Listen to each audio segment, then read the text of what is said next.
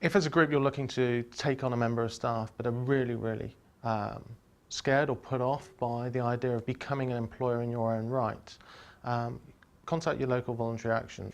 When your organisation gets to a certain size, it gets to the stage where just having volunteers running the organisation actually becomes really difficult. One thing that you can then think about is actually appointing some staff. Think through exactly what you want that person to do for your organisation, and then also come up with what's known as a person specification. So that's the sort of qualities and experience that you'd expect that person to have when they're applying for the job. It's very important that you have a whole range of policies in place for when you're employing staff. So things to take into account are your equal opportunities policy and your health and safety policy. You need to have done, for instance, a risk assessment on the post to check that there aren't any hazards which the employee is going to come into contact with. When thinking about employing someone, obviously you can actually take on the payroll yourself, or it's possible to use an organisation such as the Warwickshire Association of Youth Clubs or Warwickshire Carver.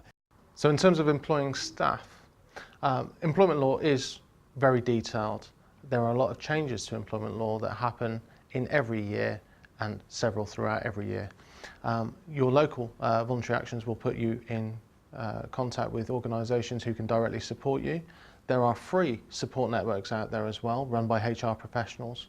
And in terms of my own organisation, we have a qualified HR professional on the staff team who is now providing support out to local groups and local organisations.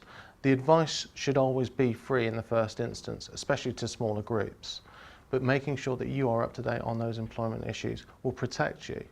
There are some very simple steps you can take to make sure that you've got contracts of employment in place with all of your staff, that you are not breaching any health and safety regulations as well as employment law, and making sure that you have good practice in place as an employer.